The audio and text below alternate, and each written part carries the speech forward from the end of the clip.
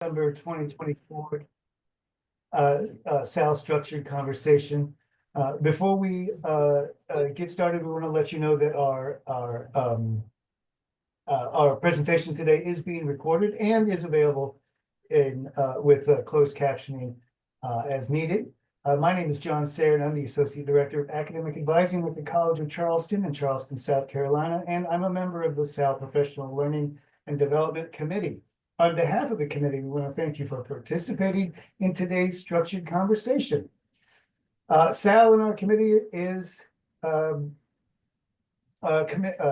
to involving, featuring, and representing diverse perspectives and identities in our offerings to meet your professional needs. You can help us achieve this goal by submitting your own structured conversation proposal, and more information can be found out about that on our structured conversation website, which I am going to copy and paste into our chat at this time. So please, if you're interested in presenting yourself, be sure to check out our proposal page.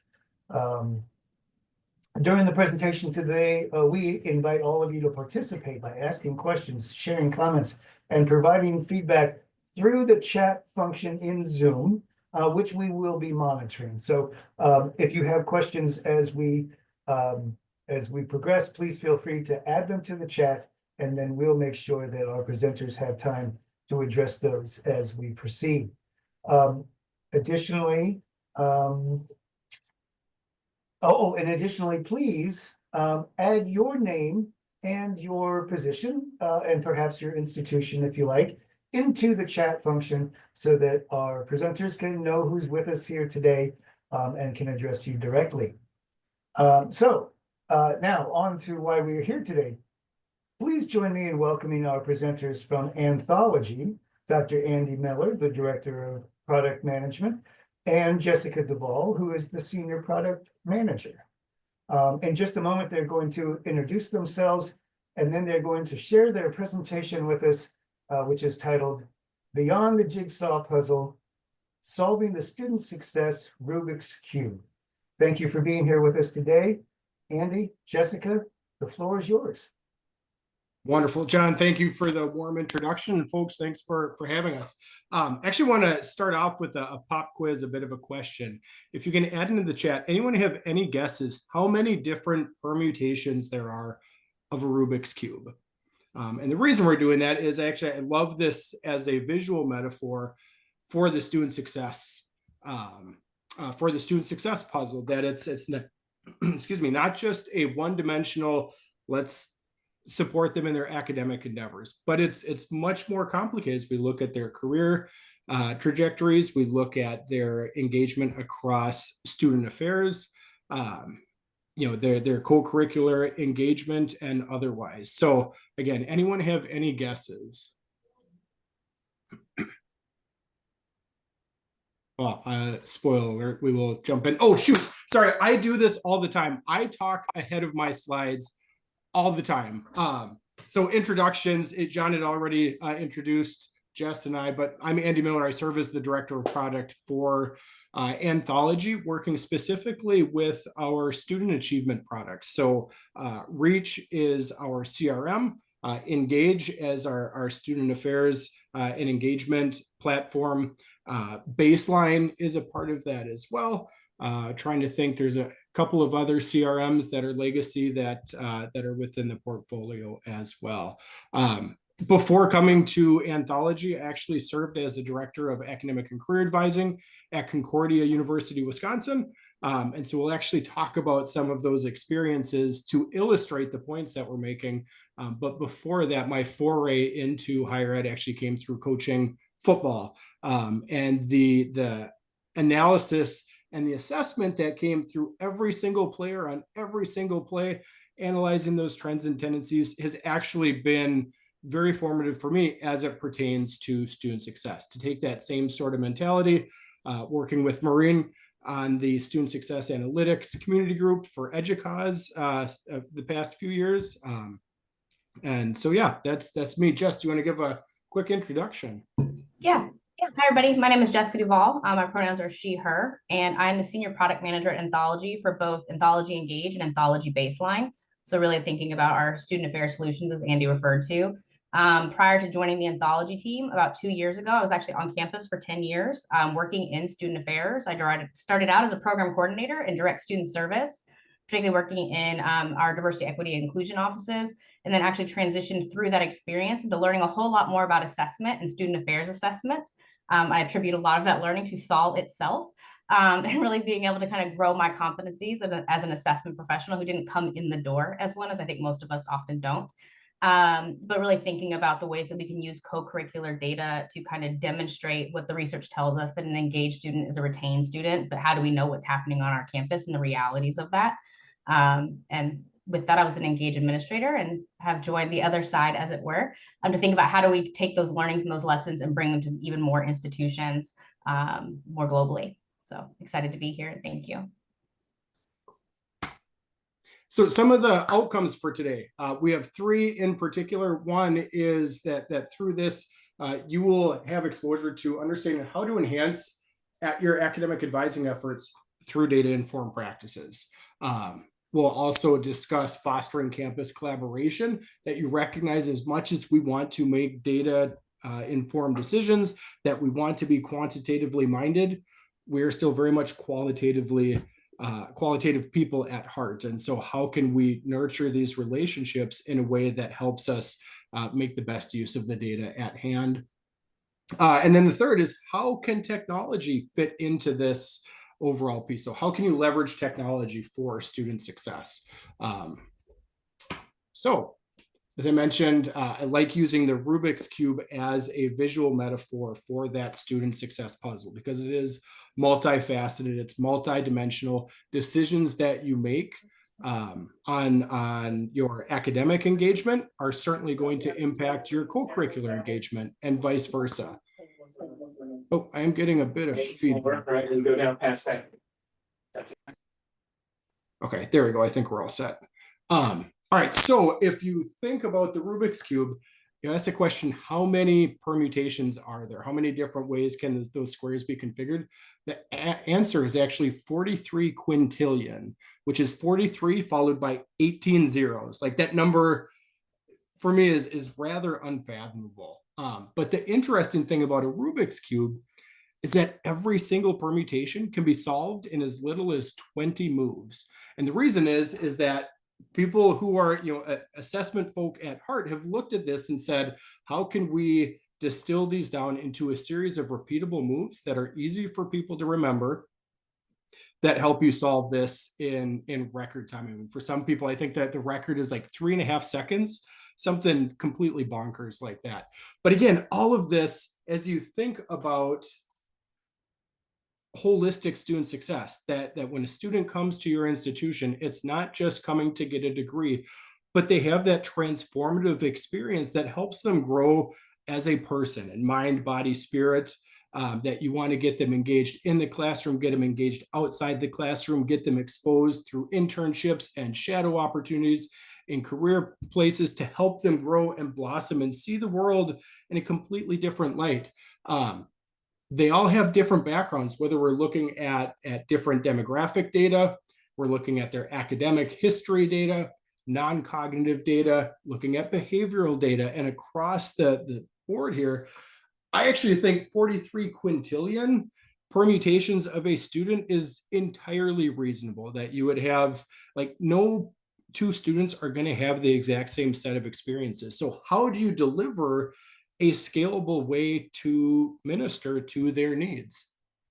And that's where data can really can augment your efforts.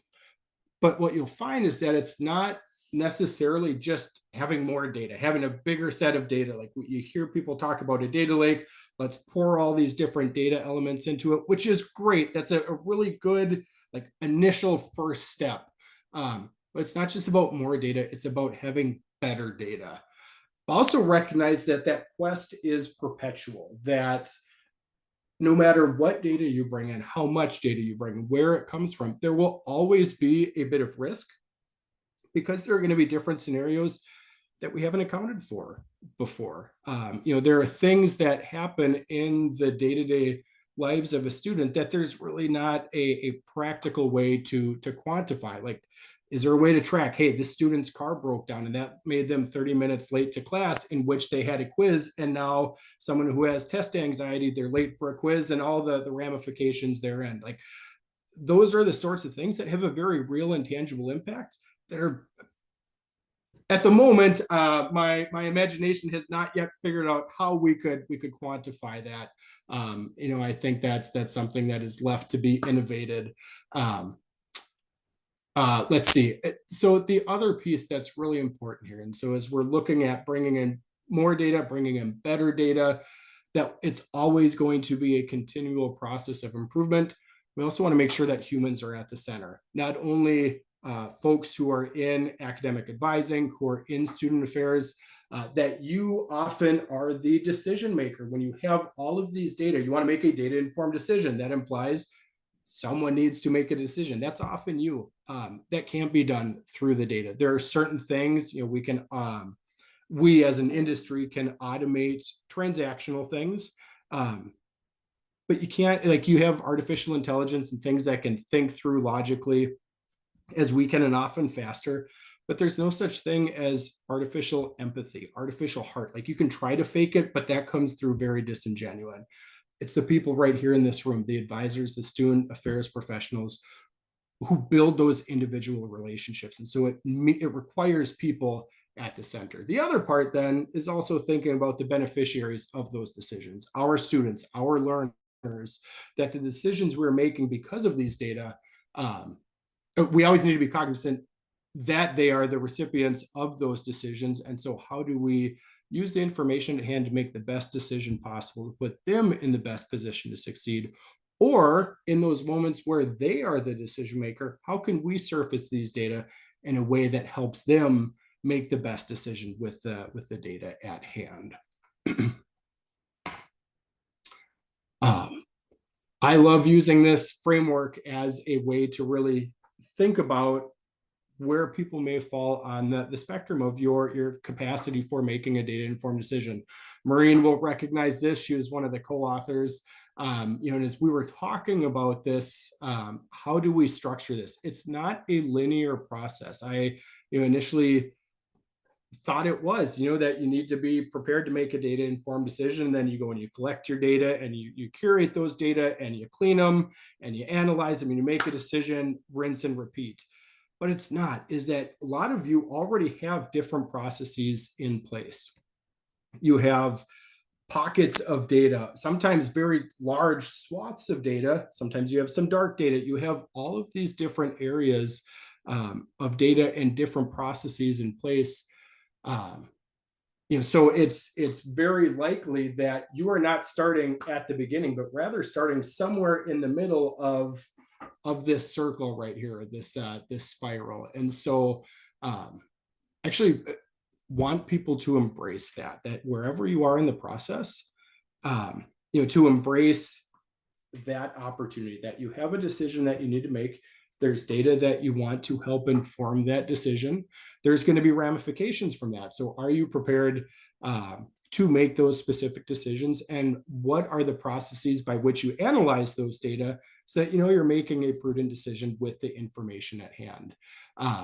One of the ways that you can use this on any regular basis is that we have EDUCAUSE has the Student Success Analytics Framework rubric, which the group put together and actually helps give you a construct for assessing where you are with your analytics endeavor across these 4 criteria. And so would encourage you to look at that. I'll actually post it into the chat once I pass the mic over to Jess. But again, I find this to be a really, really important framework from which to view any decision that you are trying to make. So it's a lot of theory. I talked really fast. Actually, let me take a breath and ask Jess, is there anything that you care to add at the moment? No, I think you did a great job of summing it up. I think the kind of almost flywheel effect that I see on that student success framework, I think is kind of always talking about, we talk about assessment as a space of continuous improvement, but there's also the continuous improvement of assessment itself. And I think that that's something that we can oftentimes overlook when we're thinking about improving the program, but are we actually improving our assessment practices? Are we learning from each round of the process? And what data do we need? Where the shortness of data, where can we add more clarity? How can we partner with people across the institution to get better data? I think is another part to think of that as well. Absolutely. I actually use this in a presentation, the metaphor of, if you ever read the book, If You Give a Mouse a Cookie. And I actually think it follows that same process. Like, hey, I, Andy, want to make a data-informed decision. Therefore, I need to curate some data. Oh, I noticed that there's some data missing, so I need to track that down. And you go through this. Oh, we recognize that our policy doesn't really align with what our needs are, so we set new policy. We've got this new policy. Well, what does that spur? That spurs us or motivates us to make more data-informed decisions. And so it kind of follows that same flywheel effect, Jess, that you mentioned. So that's a bit of theory, a lot of like big concepts. A real example for this, and Jess and I will each share one, is for me, first working through Concordia University, Wisconsin. So this is an institution that's been around for almost 150 years.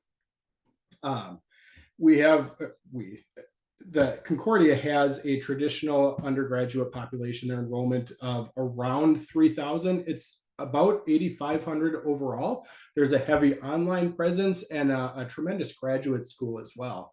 But the way that our advising office was structured at the time is that there was an undergraduate advising team, and we used the total intake model to have all freshmen and sophomores come through us. We provided the academic and career guidance to them.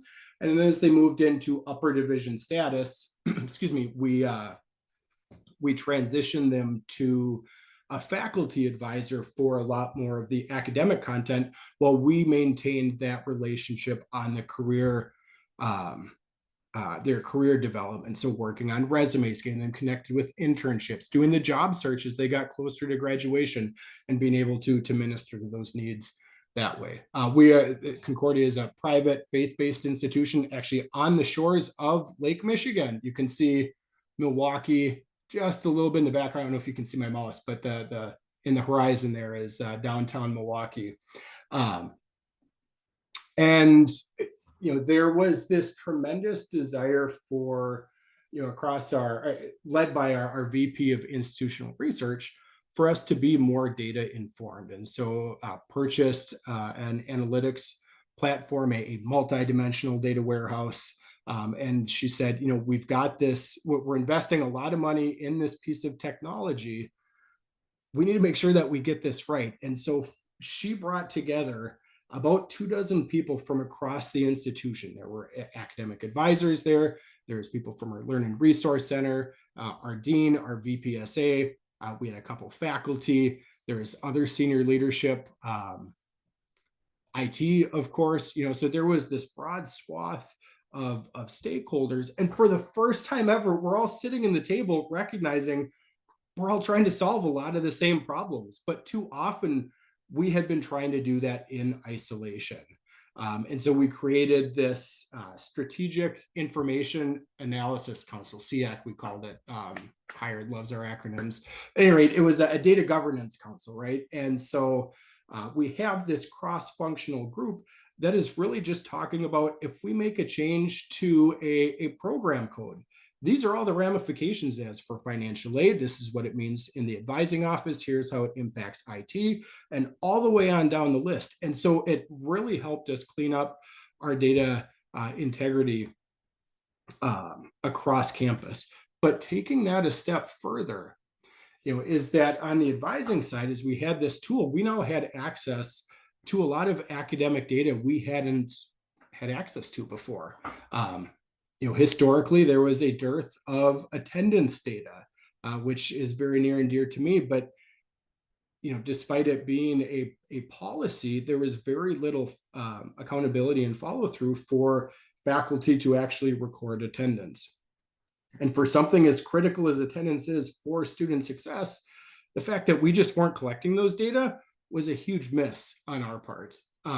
We also had a perpetual challenge of midterm grades being submitted and or not being submitted, and if they were submitted, sometimes being submitted past the point where a student could even do anything about it, where they could drop the course if they were failing. And so you know, I always say that an early alert that comes after the last date to drop is not an early alert. It's an alert, it's a brace for impact, right? It's not very helpful for people who are trying to take a proactive approach to student success. So we created what we called FAST. It was the Falcon Academic Support Team, Concordia Falcons. The Falcons are mascot. And this was a smaller group, but cross-functional nevertheless, of advisors and student affairs professionals. So we had a couple of resident hall directors. We also had our dean of students.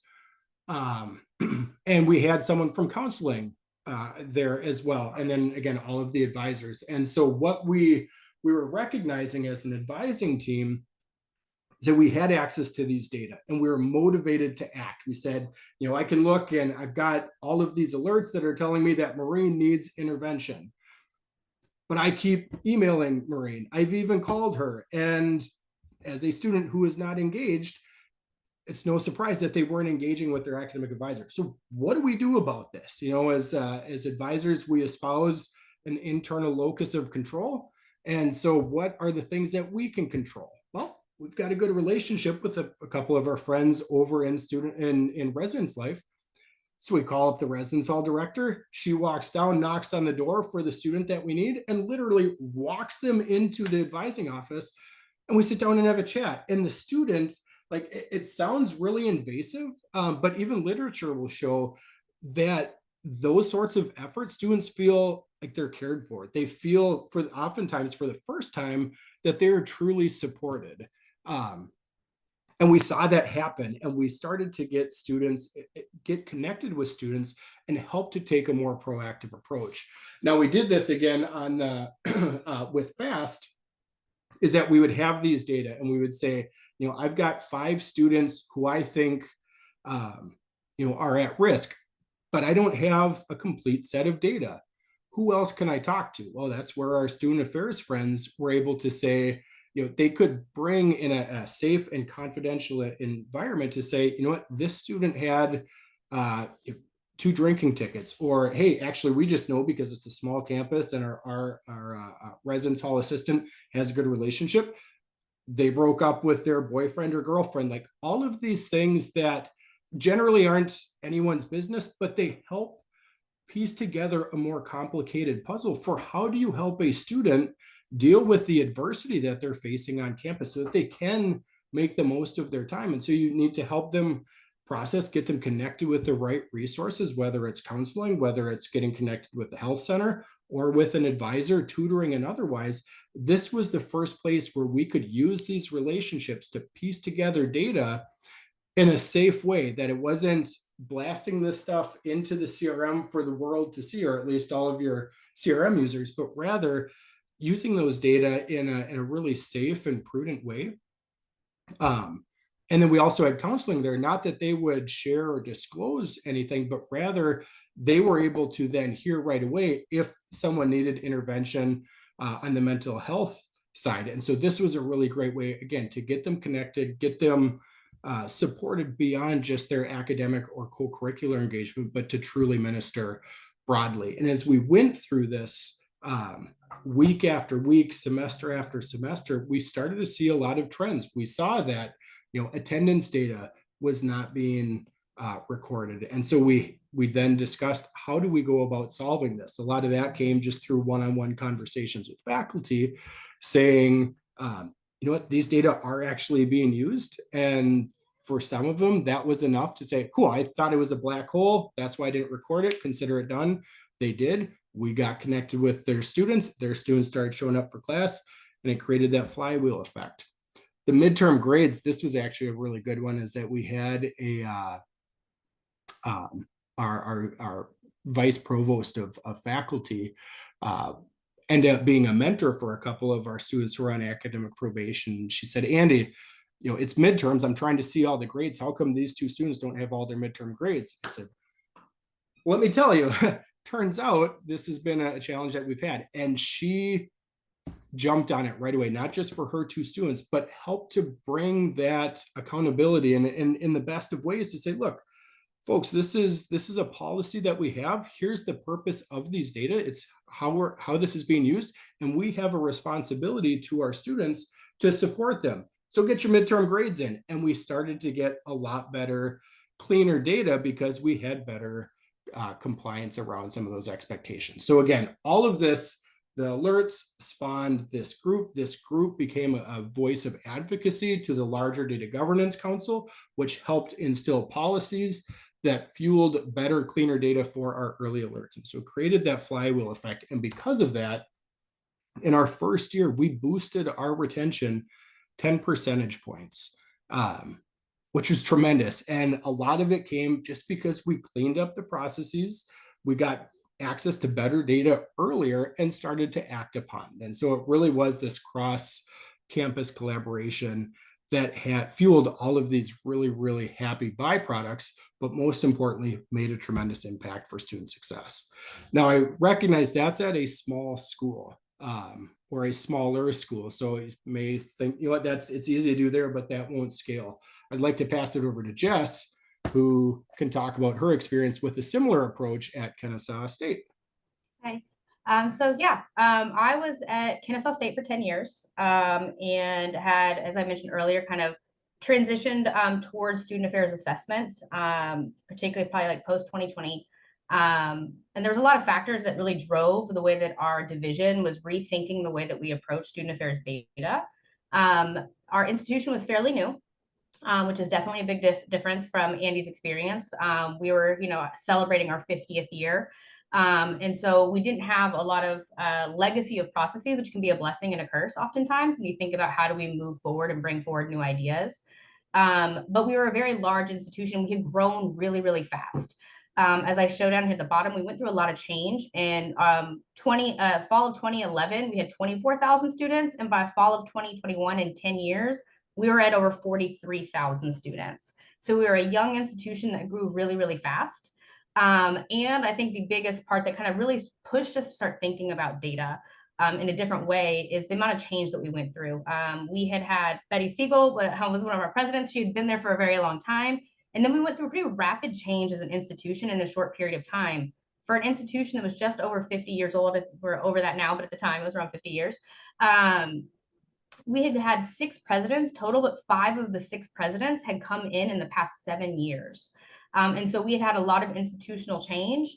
We'd also had a lot of change in terms of our vice president of student affairs and those relationships between the president and the vice president. Ultimately, that started to come down into questions about what was student affairs doing? How were we serving students?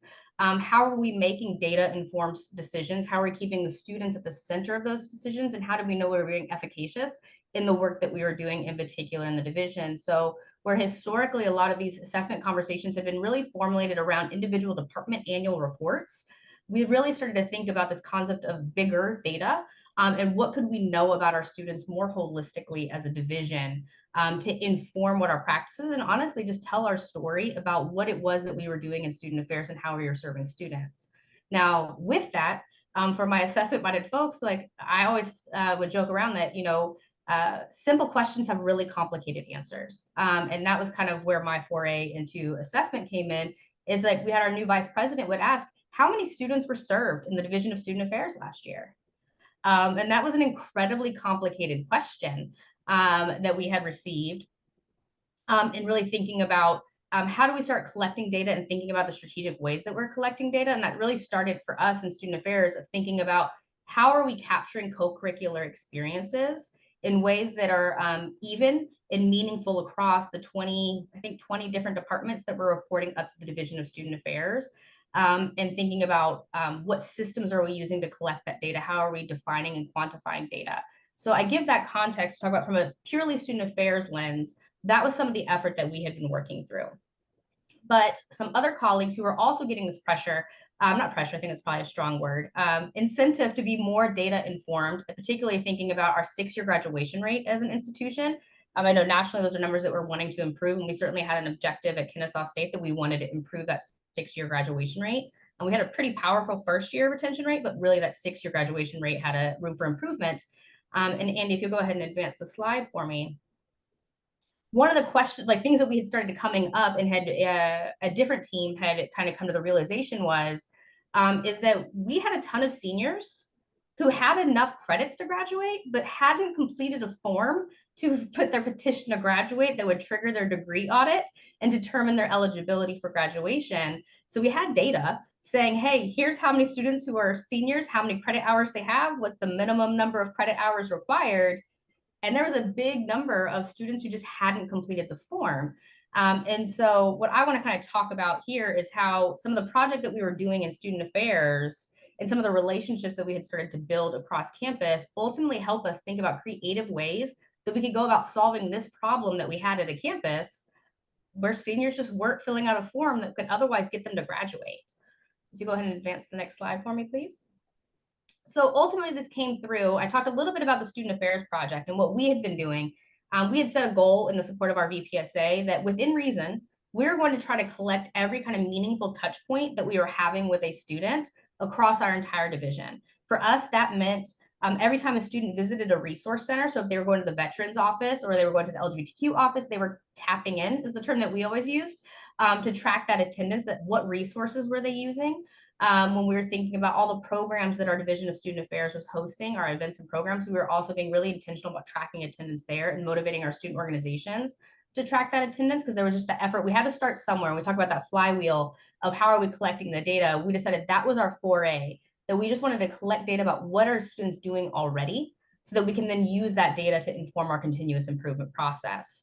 And so that's what we were doing over in Student Affairs. And through those conversations, we got connected with the Enrollment Retention Office that had been newly found at Kennesaw, really looking at how are we, in support of that 6-year graduation rate, how are we really supporting our undergraduate students, particularly in that first and second year, of getting them to persist. So I had developed a relationship with that office talking about, well, how can we help promote those intervention strategies, those study workshops, where people can come in and learn about healthy, not healthy, that's probably not the right word, productive and effective study strategies. Where could they come in and do? We would hold these big tabling events where students could just walk up and meet with an advisor, so they didn't have to have a meeting. Those are all efforts that were being led by our enrollment and retention office. And so we had partnered together, say, hey, if we're already marketing, events to students through student organizations and through events that are happening within the Division of Student Affairs, let's also bring in alongside that same set of experiences these opportunities for students to really think more proactively about their academic success. Let's bring those into the same conversation. So we had built this relationship with the Enrollment Retention Office. Separately, as Student Affairs Assessment, we had built a relationship with our registrar office because we wanted to think about what other data that could help us contextualize attendance data could we get access to as a division. So that was a lot of it looking about our demographic and enrollment data that we could bring in to complement our attendance data that we were tracking. And so that was working through a data governance conversation with our registrar office to talk about what were the FERPA implications, what was the business case, what data did we need, what format did we need that data to come in. And so we'd had this independent conversation with the registrar office. And then interestingly, our enrollment office and our registrar office, they independently were having conversations where they were talking about how do we identify the students that are on probation so we can start to target, maybe invite those students to those academic advising programs and being intentional with that outreach, and then understanding what percentage of students on probation are actually attending those programs, and are we seeing a change in that. So ultimately, we had like 3 different conversations where we were all talking around the same thing. But none of us were actually all getting into a room and talking to each other. But it happened to be this moment of happenstance where my colleague Norma in the enrollment office was like, hey, I think that you might be able to help the problem that the registrar is seeing in terms of getting our seniors to petition to graduate when they have enough credit. And so that's where, if you move to the next slide for me, Andy, we started to go, well, what would happen if we took data that we had collected in silos and hadn't really thought about the way that they could touch each other? What happens if we start to think about that data in a very human and student-centered kind of way? And so what the registrar office had been doing is they were sending out, much like Andy, we're sending out those emails. We were sending text messages. They were making phone calls to these seniors saying, hey, meet with your academic advisor. Here's how you do a petition to graduate. Here's what that form requires, and trying to get that education out there. But as many of us know, students just weren't opening the emails, right? Because that email was coming from a nobody, right? Like it was coming from a from email address that might have been the registrar, and students aren't thinking about, is that something that's actually pertinent to me versus what is quote unquote spam coming from the institution. And so they were having a really low open rate on those emails, and subsequently having very few students actually changing their behavior as a result of those emails coming out. And so we started to think about, well, how can we turn around and maximize the outreach that we're having with students? We had the data to tell us who these students were, who we had the opportunity to help them get out of the campus, graduate, use those skills in the real world, not take out more loans, and have that impact. But who were the voices that were going to help start to motivate the behavior of students? And so what we were actually able to do is, because we had had really great success in student affairs of tracking our data, not only, again, people attending events, but visiting resource centers that are professionally staffed by our student affairs professionals, we were actually able to take the list of seniors who fit this criteria and cross-reference it to say, which of these students have attended a student affairs office more than 3 times in the past semester? Well, if that's the case, if they visited the fraternity and sorority life office 3 times in a semester, they probably have a relationship with a staff member in that office that is already coming in. And we know, like, if you in student affairs, I know I did probably 80% of my job with a student sitting on the other side of my desk working on their homework while I was working on spreadsheets. Like, students just drop by, they're in your office all the time. There's these spontaneous moments of advising that we never planned, that happen. And maybe it's not formal academic advising, but there is certainly mentorship, and either whether it's a formal organization advisor role or those informal just mentorship professional development roles, that we could take advantage of to help get that information out in front of our students. And so what we actually were able to do is reach out to those staff offices and say, hey, here's the list of students that are in this unique situation. Can you outreach to these students for us? Because you're already effective in getting their attention, whether that's the student happens to drop by your office and sparking that conversation, or if there's maybe some information you can include in your existing outreach about petitioning to graduate and what that important step is. Because it was most often students just didn't know it was a requirement that you needed to petition to graduate. They just thought if I took the classes, somebody was going to tell me it's time to graduate. And so they didn't make that connection. And so we were able to share that data with those partner offices, and had a really great impact. And it also allowed us as student affairs offices that sometimes aren't included in those academic advising conversations. We don't often have a lot of awareness about when the petition to graduate is due for every semester. So it also allowed us to start a dialogue between the registrar's office and student affairs as a whole to think about how can we programmatically support getting that information out when we're having those programs in our resource centers or holding events. What are the ways that we can drop that information? And as a quick reminder of, hey, next week is the deadline to petition to graduate. Make sure you check your inboxes for that information. So we were able to take something where students maybe weren't listening or couldn't cut through the noise that was coming through from the institution and put that in a place that leveraged those existing relationships that were very much meaningful to the student, and students were quote unquote opting in. Nobody was requiring the student to stop by the LGBTQ office on campus. They're doing it because they wanted to and they already had trust in that space, and we could make that impact of that experience more profound. And so we were really excited to think about, again, how do we bring that data outside of the ways that we were intentionally, like we were collecting attendance data because we wanted to build dashboards and really talk about what are the volume of students that we're impacting and start to figure out who we are serving and who we're not serving. That was our kind of step into that direction. But we figured out a way to be able to kind of keep the human element inside of how do we advise and support students. So I always like to think of it at an institution that's 43,000. It's really hard to get students, make sure students don't feel like a number when you're trying to process that many different students. And I always felt that there is a way that every student should feel like there's somebody on campus that cares about them, but that person can exist in a lot of different places at a university. And sometimes it is the front desk receptionist at the dean of students office. Andy and I were talking about, for me, when I was an undergrad, it was the woman who worked at the Einstein Bagel in the business college, who every morning knew what my order was and could tell when I was having a bad day, right? That's somebody who made a tremendous impact on me, Miss Mary. But that data would never have been collected anywhere unless we started to talk to each other and really think about the relationships that we're building that can result in data. But how do we turn it back and make that into a human experience? that I think oftentimes, at least in my experience, we tended to overlook until these moments kind of popped up and jumped up in our face and said, we can probably do this a little bit differently, and make sure that we're having the right data to the right people at the right time so they can act on it.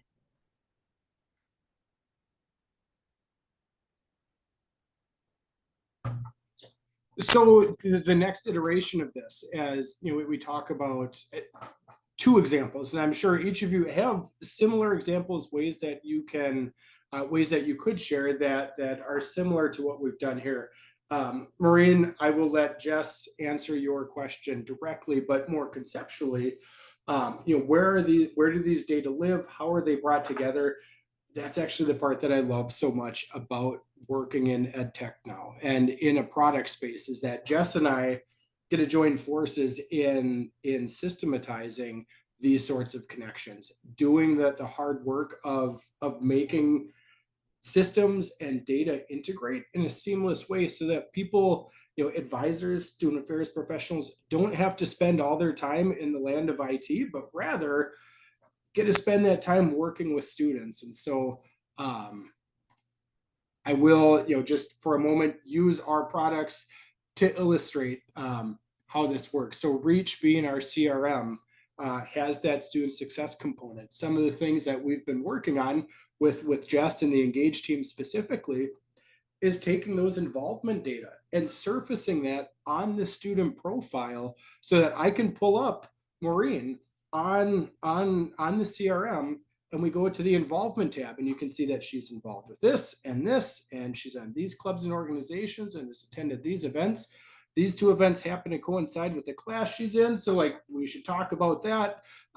You know, but those sorts of connections happen out of the box, or things that we're doing with Blackboard on the LMS side to surface those data and the context in a bi-directional way, so that as faculty are adding notes, that they are working through, you know, identifying students in their courses who need intervention, that in a seamless way that gets surfaced to advisors who then can outreach and immediately communicate back to the faculty member without having to go through a lot of the manual processes. And so there's other ways, you know, Occupation Insight being our career system, Anthology Student being the student information system, but then we also have Illuminate, and this is, you know, our take on a data lake, and it's taking these data from across these systems, putting them into one central place, again going through that hard work of having those data connected so that the things that Jess and I build, if that doesn't fully meet your needs, that people can say, you know what, here's a mechanism for me to explore a bit further. And then you do something really cool, you get, you know, nominated for a Catalyst Award, we say, hey, can we productize that? Like, that's how this partnership truly works. And so I really don't mean for this to be a anthology promotion, but as practitioners at heart, like, this is the stuff that this is why I am doing what I'm doing, because I love working in a place that has an impact on student success. We just happen to be using technology to do it. So, you know, to bring this full circle back to where we talked, I mean, at the beginning is, you know, as you're trying to solve the student success puzzle, there will continue to be that inevitable need for not just more data, but better data. That this is a continual process of improvement, that you may not ever have all the data you need, but let's continue to close that gap. You know, to have the growth mindset. I don't have all the data I need yet. Add those 3 little letters at the end, and it changes everything. That we can continue to pull in more data, that we rinse and repeat with this analytics process to make sure that your people on campus, that the right people have the access to the right information at the right time to make the best decision possible. For some, this can be scary. I know there's areas where AI is replacing efforts of people, and so they need to find other ways to bring value. I am not concerned about that from a student affairs perspective, from an advising perspective. This is a force multiplier. AI, data informed decision making, these are things that give you all time to do more of what you love. I hate VLOOKUPs, if I'm being candid. I hate working through like, oh, I forgot this one comma. foobarred my entire spreadsheet. Like, I don't have to worry about that if you got good people who are codifying this in systems. So that's what we're working through, again, to give you all time to make that profound impact, to deliver that transformative experience for your students. Oh, I clicked the wrong button. Why is this going backwards? Okay, and so why do we need SAAL? You all in particular, as the practitioners, as the experts in the assessment space, like, if we want to take those 43 quintillion permutations of a student profile and try to make it quote unquote solvable in 20 moves, how do we make this more simple? We need this rigorous assessment. We need to understand what data are valuable, what data are noise, because that can be a huge blocker, is that you get overwhelmed with you drown in a sea of data. How do you avoid that? Good people like you who do that hard work of assessment to help distill what are those important factors, when and what's the context that we need, what are the assumptions we need to be aware of. But as we work through that repeatable process, we follow that student success analytics framework, it puts us in a place so that you all can make that profound impact on your students. So with that, we've got a little less than 11 minutes left open for questions, comments. This was not meant to be a lecture. I really wanted to be more of a conversation, but Justin and I both get fired up and so tend to wax eloquent. So with that, any questions or thoughts that people care to share? Andy and Jessica, thank you. That was fascinating. I know for me, especially Jessica, I was really shocked to hear. I've never heard of an instance where students were potentially eligible for graduation and were not making the application. That's astounding. That really seems like something you really want to go after and get those students on track and find out what's going on there. I think there's one comment I'd like to jump to here from Sarah Colts, and she said, in a recent series of interviews focused on asking undergrads about who impacts their experience at institutions, many of them mentioned bus drivers. And I honestly, thank you for bringing that up, Sarah, because that is a potential population of data providers that I know I certainly wouldn't have thought of, and that is I find that to be really fascinating as well. We do have a few we have a few questions. I know I've got one or two here. We've got a couple in, and I think you already addressed one that came in from Maureen. I was curious to ask though, Andy, Jessica, what kind of efforts are being made to create involvement among the faculty and the service providers to provide this feedback, to get on board with adding to the data lake, if you will? Are there any incentives, encouragement, messaging campaigns, that sort of thing? Like what are you guys doing on your respective campuses or previously to attempt to get everybody on board?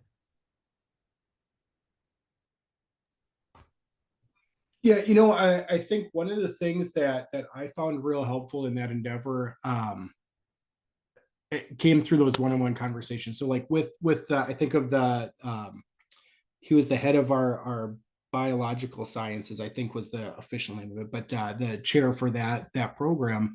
And he was one who I was incredibly nervous to go talk to. He's fairly intimidating, incredibly smart. And here I am, a lowly advisor, like just kind of fresh into a leadership role, like, okay, we're going to change the world, and expecting a lot of pushback. And I said, we're looking at attendance data. And he goes, well, I didn't think that you all were using this, so I never used it. And then he said, have you all looked at this? I can't remember exactly what he pointed to. It was, it might've been like the first quiz or the first two quizzes. I can't remember exactly what it was, but he pointed out in his course when he knew that a student was at risk. And you started to see that theme emerge from faculty over and over and over again. For some, it was very much engagement driven. Others, it was performance driven. there's a lot of different components there. And so it's through those conversations that helped us identify where we needed to add to that data lake. What are the other data points that we need to bring in? How could we capture those in a reasonable way? And so, sorry, it's kind of a vague response, but a lot of it just came through those individual interactions and then starting to track that and see those trends, patterns, and tendencies. And that became a problem for us to solve, not just the getting a student connected, but like, what are the data? Like, what was the data as the problem, as a problem for us to solve to make this more scalable? Jess, I don't know if you have other ideas. Yeah, on our end, I mean, I was coming at it very much focused on how do we collect, better student engagement data and co-curricular data to really, again, understand where our methods matching the research and getting the impact that we wanted in terms of a positive impact on student success. But recognize that there was always going to be what I always call holes in my boat, those asterisks that I have to put next to my data, right? And so I was constantly thinking about how do I get increasingly more holistic data so that I have to have fewer holes that I have to explain away, right? Because you want to know about the holes in the boat before you get on board. And so I was always, you got to be very transparent in that. And so one of the things that we were able to be really successful and very quickly was getting data from the Division of Student Affairs, right? Because our senior leadership said, this is what we're going to do. And it was a very clear expectation of this is what we're going to do. But student affairs or student co-curricular engagement happens outside of just student affairs. And we're going to again talk about those 43 quintillion, 18 zeros that are part of the student experience. We have to think about the academic experience as well. And so we kind of took a twofold approach to try to incentivize faculty to give us more of that data. We looked at our QEP was about a student engagement and it's like student engagement outside the classroom. They were primarily focused on like HIPs, which oftentimes we don't think of, and the involvement fair as being a HIP. I argue that's belonging and grit and all those wonderful things. But I was able to turn that around to say, on a twofold piece, we had our dashboarding system that we had pulled together. So we were pulling in data that I could turn around and give a gift. You track your attendance. I'm going to give you the gift of data back. So I could go to the College of Humanities and Social Sciences and say, hey, you have your Dean's Lecture Series, but did you know that only 20% of the people attending that are actually humanities majors? That's interesting. Why are they coming in? How are we marketing this? How are we making sure the humanities majors are coming here? Do we need to rethink what the intention of this program is?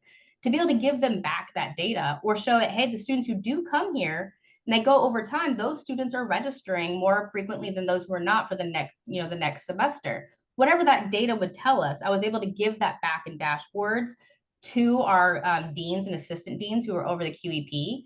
So that was one motivating factor. The other piece was that's the after effect, right? The event has already happened, the attendance has been tracked. Beforehand, though, we had a co-curricular paths program that had a lot of support from the president's office to encourage students to partake in a series of activities and kind of engage in campus traditions. For us being a young institution, that was a big part. And we used to be a commuter institution that moved to being residential. So kind of thinking about what does it mean to be an OWL at Kennesaw State? What are those experiences? We wanted to get those experiences from across campus as part of that path, but we could turn around and share our Google Analytics back and say, hey, do you know how many users are going to see your event if you post it and engage? And so we were able to kind of use that on both sides to say, hey, you're going to get better awareness and better attendance at your event by putting it in this centralized system so that students don't have to navigate 18 calendars to try to figure out what is even available to me as a student. And then on the back end, we're going to tell you about how that event went from post-event feedback to the actual attendance numbers and demographic data about that attendance. That's going to help you improve your processes. So we became very much a partner in thinking about how do we help everyone think about our assessment practices with new sources of data that can help us tell that story in more enhanced ways. So that's a strategy that worked very well for us to think about, again, how do we change the behaviors of faculty to think about those co-curricular spaces that may not be their first thought process. That's wonderful. Thank you, Jessica. That's I hope those efforts continue to be fruitful. So, Dr. Miller, I saw that you just chatted back to Sarah. With just a minute or two left, do you think you could just quickly see if you could summarize your exchange there with Sarah? Yeah, so Sarah, it sounds like was looking for metrics and student success specifically focused on co-curricular work in student affairs and notes, both the non-academic and graduation related. So, I could say, and it is more in the spirit of thriving. And so I'm a little bit rusty on that, but I know a lot of Shriner's work is focused on getting that breadth of engagement, that you're not just engaged with athletics, but rather that you have participation in athletics and a different club or organization perhaps that stimulates a different interest, and that you have, you're connected over here. So I could see it in that respect. Oh, cool. Yeah. And that's what it sounds like, Sarah, if I'm paraphrasing correctly. Like, it is looking at identifying that a measure of thriving, to be able to quantify that.